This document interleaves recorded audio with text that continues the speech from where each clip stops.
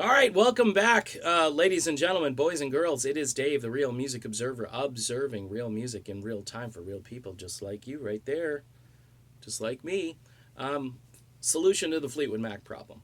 I got it right here.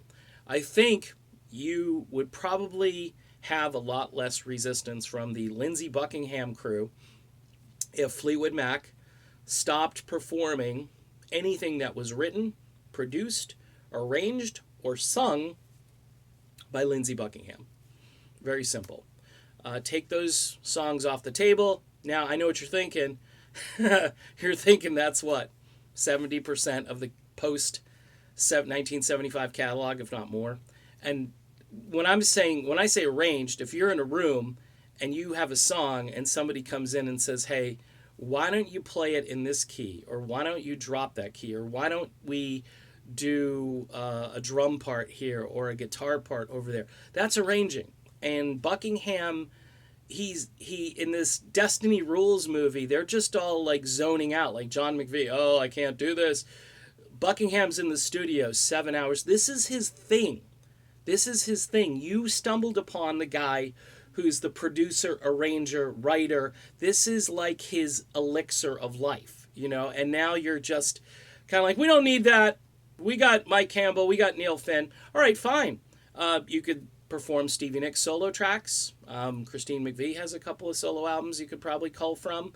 What else? Mick Fleetwood was in a band, right? He had his little Mick Fleetwood band. Even John McVie had this thing called Got a Band, if you really dig in. Maybe they can pull material from all these things, and then people will be mobbing the concession stands, and Azov can jack those beer prices up even more. You know what I mean? It could work out. I mean, I think people, again, if you're going to use Lindsey's image to promote the show, people are thinking, hey, I came here thinking Lindsey Buckingham was in the group because the picture it's a picture of him.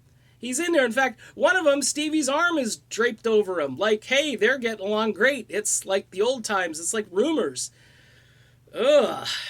Wow. I'm really shocked that Lindsey actually allowed or had that photo done.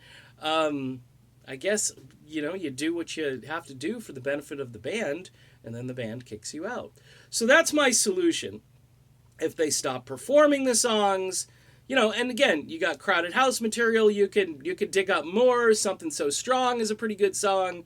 There's a couple other tunes that were like minor underground hits, college radio hits. You could roll those out and bring those in.